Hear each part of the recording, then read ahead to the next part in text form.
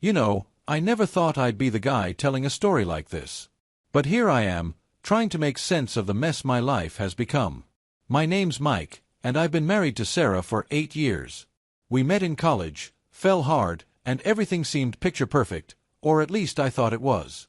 We both had stable jobs, no kids yet, though we'd been talking about starting a family soon.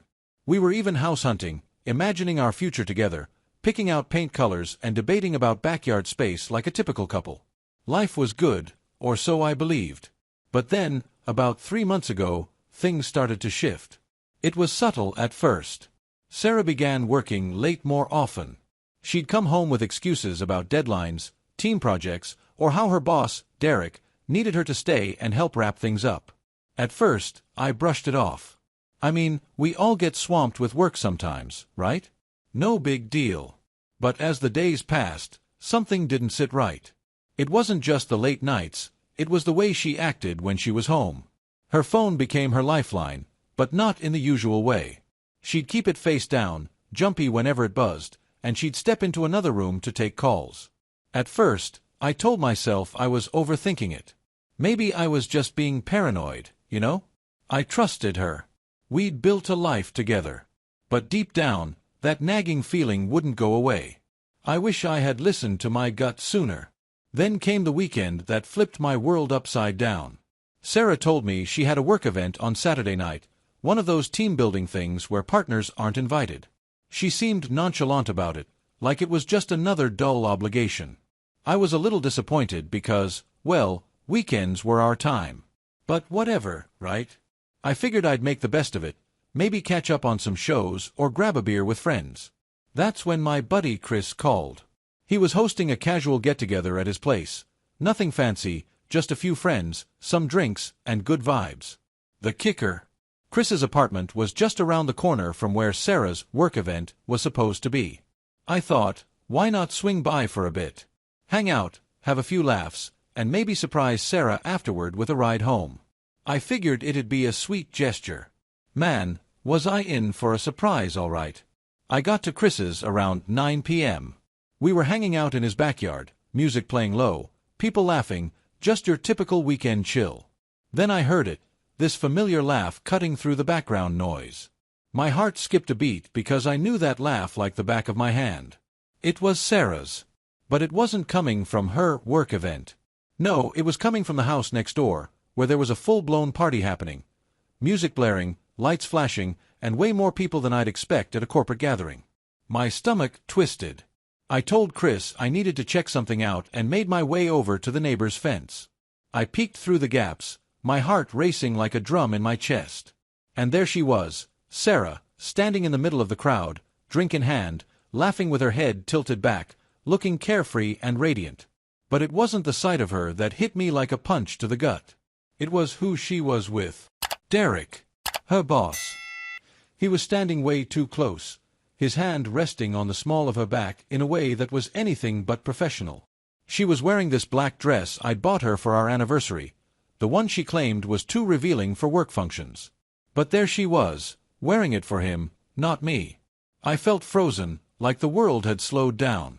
My mind was screaming, trying to rationalize what I was seeing. Maybe I was misreading the situation. Maybe it was nothing. But then Derek leaned in, whispered something in her ear, and she giggled, like a teenager with a crush. They started walking toward the house, and just before they disappeared inside, his hand slid lower, landing right on her ass. That was it. Something inside me snapped. I didn't think, I just acted. I climbed over that fence like my life depended on it, not caring who saw me. I barged into the party, pushing past people, my heart pounding so hard it echoed in my ears. Chris was calling after me, but I didn't hear him. All I could focus on was finding them, confirming what I already knew deep down but couldn't bear to accept. I found them in the kitchen. Sarah was perched on the counter, her legs wrapped around Derek's waist. They were kissing like there was no tomorrow, completely lost in each other. The sight hit me like a freight train. My chest tightened, my vision blurred with rage and heartbreak. I cleared my throat, loud enough to cut through the music and chatter. They broke apart instantly, like they'd been caught in the middle of a crime. Sarah's eyes met mine, wide with shock and guilt. Derek. That asshole had the nerve to smirk, like this was some big joke. I felt my blood boil, my fists clenching so tight my nails dug into my palms. "What the hell, Sarah?" I shouted, my voice raw with anger and disbelief. And just like that, my world shattered. The room went dead silent. People froze mid-conversation, turning to stare as if they couldn't believe what was happening, and honestly, neither could I. There she was, my wife, the woman I thought I knew better than anyone, caught in the most cliché of betrayals. And me. I was the sucker standing there, watching my whole world crumble. Sarah scrambled off the counter, her face flushed, a mix of guilt and panic flashing across her features. Derek stood there with this smug, cocky grin like he thought he had the upper hand. That grin fueled the fire already raging inside me. "Mike, I can explain," Sarah stammered, her voice shaky, as if words could somehow erase what I'd just seen. "Explain what?" I snapped, my voice louder than I intended. "Explain how you're not at some work event like you told me? Or how you're practically screwing your boss at a house party." Derek finally decided to open his mouth, and man, I wish he hadn't. "Hey, relax, man. No need to cause a scene." A scene. A scene. This wasn't some minor misunderstanding. This was my wife cheating on me right in front of my eyes. My jaw clenched so tight I thought my teeth might crack. "You shut the hell up," I shot back, pointing a shaking finger at him. "I'm not talking to you. This is between me and my wife. Or should I say my lying, cheating wife?" Sarah's face hardened, and that's when it really hit me. She wasn't even sorry. The guilt disappeared, replaced by this defensive, almost annoyed look like I was the one causing the problem. "Fine," she snapped, folding her arms across her chest. "You want the truth? Yeah, I've been sleeping with Derek. 4 months. And you know what? He makes me feel things you never could." Her words were like a punch to the gut, stealing the air from my lungs. My mind raced back through 8 years of memories, our wedding day, vacations, late-night talks, all of it tainted in an instant. I stumbled back, gripping the edge of the kitchen island to steady myself. "How could you?" I whispered, my voice barely audible over the pounding in my ears. 8 years, Sarah. 8 years. She rolled her eyes like I was being overdramatic. "Oh, come on. It's just sex. It's not like I'm in love with him." I saw Derek shift uncomfortably beside her, clearly not thrilled with being reduced to a casual fling. But he kept his mouth shut this time. Smart move. I laughed bitterly, the sound foreign even to my own ears. "Just sex? Are you serious right now? You've been sneaking around behind my back for months, and you expect me to believe it's just sex?" She shrugged, grabbing the drink she'd left on the counter like we were having some casual argument about what to watch on Netflix. "You were always too busy with work anyway. What did you expect? A girl has needs." That was it. The switch flipped. Without thinking, I lunged at Derek. My fist connected with his jaw with a satisfying crack, sending him stumbling back into the crowd. Chaos erupted, people screaming, trying to pull us apart, but the rage had taken over. I didn't care. I wanted him to feel even a fraction of the pain he'd helped cause. Sarah was screaming, her voice blending into the noise around me. I managed to land another punch before someone, maybe Chris, maybe a stranger, dragged me off him. My chest heaved, my knuckles stinging, but the adrenaline numbed the pain. I glanced over and saw Sarah kneeling beside Derek, fussing over him, her hands cradling his face. That sight hurt more than any punch could. That's when I knew it was over. I shoved off the hands trying to hold me back and stormed out of the house, my vision blurred with tears I refused to let fall. The cool night air hit me like a slap, grounding me in the harsh reality of what had just happened. I found myself back in Chris's yard, my heart racing, my mind spinning. Chris appeared beside me, his face etched with concern. "Dude, what the hell happened in there?" he asked, handing me a beer like it was some magical cure. I took it, chugging half in one go. "My wife," I spat, the words bitter on my tongue, "is sleep her boss. Has been for months." Chris's eyes widened. "Holy shit, man. I'm so sorry. That's messed up." I nodded, staring into the distance, feeling numb. The rage was fading, replaced by an emptiness I didn't know how to handle. "Yeah. I don't even know what to do now." Before he could respond, I heard Sarah's voice cutting through the night, shrill and desperate. Mike, please. Just talk to me."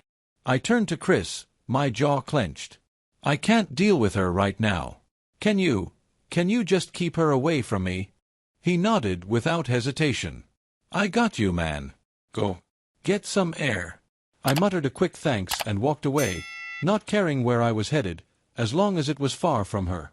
And just like that, everything I thought I knew about my life was gone. I don't remember how long I walked that night. The streets were quiet, just the distant hum of cars and the occasional bark of a dog in the distance. My mind was racing, replaying every moment of the past few hours like a film stuck on repeat. Sarah's laugh, Derek's smug grin, the look in her eyes when she saw me, like I was the one who had done something wrong. Eventually, I found myself standing outside our apartment. I didn't even realize I'd walked all the way back. I stared at the door for what felt like forever, debating whether to go in. My legs felt heavy, my heart even heavier. But exhaustion won out, and I fumbled for my keys with shaking hands. The door creaked open, and there she was. Sarah was sitting on the couch, still in that black dress, makeup smeared, her hair a tangled mess. She shot up the second she saw me, her face a mixture of relief and fear. "Oh, thank God you're home," she blurted out, rushing toward me like nothing had happened. "We need to talk. Please, Mike, just let me explain." I held up a hand, stopping her in her tracks. I couldn't even look at her without feeling that familiar wave of anger and betrayal rising in my chest. "Not now," I muttered, my voice hoarse from all the yelling earlier. I can't do this right now." Her face crumpled, tears welling up in her eyes. "Mike, it was a mistake. I love you. Not Derek. It didn't mean anything." I let out a bitter laugh, the sound sharp and cold. "Didn't mean anything? You've been sneaking around with him for months, Sarah. Months. And you're standing there telling me it didn't mean anything." She stepped closer, reaching for me, but I stepped back. I couldn't handle her touch. Not now, maybe not ever. "I'm sleeping in the spare room," I said flatly, walking past her without another word. Behind me, I heard her sob, but I didn't turn around. I just closed the door, shutting her out, trying to find some kind of peace in the suffocating silence. That night was the longest of my life. I lay on the lumpy mattress in the spare room, staring at the ceiling, my mind spinning with questions I'd never get satisfying answers to. How long had it really been going on? Was Derek the first? Had our whole marriage been a lie? Every memory felt tainted, every happy moment now a cruel joke. Sleep never came. Just hours of tossing and turning, haunted by images I couldn't unsee. When the first light of dawn crept through the blinds, I dragged myself out of bed, my body aching with exhaustion. I could hear Sarah moving around in the kitchen, the clink of mugs, the faint sound of the coffee machine brewing like it was just another day. But it wasn't. Everything had changed. I braced myself and walked out, my heart pounding like I was about to face an enemy instead of the woman I married. She was there, standing at the counter with 2 mugs of coffee, her face pale, eyes swollen from crying. "Hey," she said softly, holding out a mug like it was some kind of peace offering. "Can we talk now?" I took the mug but didn't drink. I didn't even feel human enough to process something as normal as coffee. We sat at the kitchen table, the silence stretching between us, heavy with all the words I didn't want to hear. She broke first. "I'm so sorry, Mike," she whispered, her voice trembling. "What I did, it was unforgivable. But I swear, it didn't mean anything. It was just a mistake. A stupid, horrible mistake." I stared at her, my jaw clenched, trying to hold back the storm brewing inside me. "A mistake," I finally said, my voice low but sharp. "Sarah, you don't accidentally cheat on someone. You don't trip and fall into another man's bed. This wasn't a one-time thing, it was a choice. Over and over again. You chose him." She flinched like I'd slapped her, tears spilling down her face. I know. I felt neglected. You were always working late, and Derek was there, and—" I slammed my hand on the table, making her jump. "Don't you dare try to blame this on me," I snapped. "I was working late to save for our future. The house you wanted. The life we were building together. And while I was doing that, you were screwing your boss." She sobbed harder, burying her face in her hands. But I didn't feel sorry for her. Not anymore. The woman sitting across from me wasn't the person I thought I married. She was a stranger wearing my wife's face. "Can't we try to fix this?" she choked out between sobs. "I love you, Mike. I made a mistake, but we can get through this. We can go to therapy, talk it out, anything. Just don't give up on us." I stood up, pacing the small kitchen because sitting still felt impossible. My heart felt like it was being crushed in a vice. "Work it out." I laughed bitterly. "There's nothing to work out, Sarah. You didn't just cheat on me, you destroyed us. You broke something that can't be fixed with therapy sessions and empty apologies." She reached out, her hand trembling, but I pulled away. "Please," she whispered, her voice so small it was almost a breath. "I can't lose you." I shook my head, tears stinging my own eyes now. "You already did." I left the apartment that morning, not knowing where I was going, only that I needed to get away. As I walked down the street, the cold morning air biting at my skin, I realized the life I'd built, the marriage I thought was solid, was nothing more than an illusion. And now, I had to figure out how to start over. I spent the next few days crashing at my friend Chris's place. His spare room became my refuge, a small, cluttered space where I could shut the door and pretend for a few hours that my life hadn't just imploded. Chris tried to be there for me, offering beers, bad jokes, anything to lighten the mood, but nothing really helped. I was stuck in my own head, drowning in memories I didn't ask for. Sarah kept calling, texting, leaving voicemails. Apologies layered on top of excuses, her voice breaking, pleading for me to come home, to talk, to somehow fix what she had shattered. I didn't respond. I couldn't. What was there to say?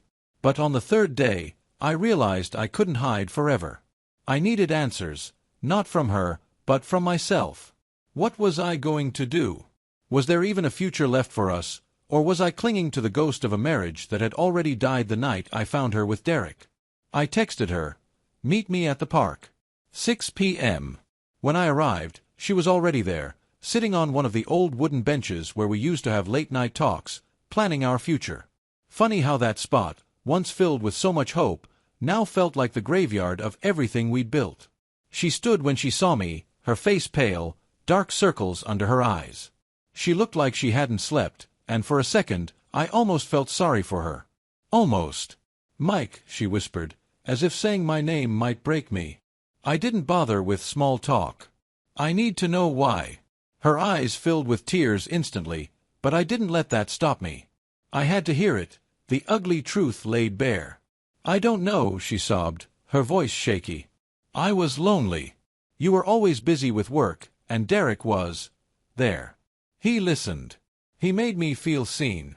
But it wasn't love, Mike. It was stupid and selfish, and I hate myself for it." I shook my head, feeling that familiar sting in my chest.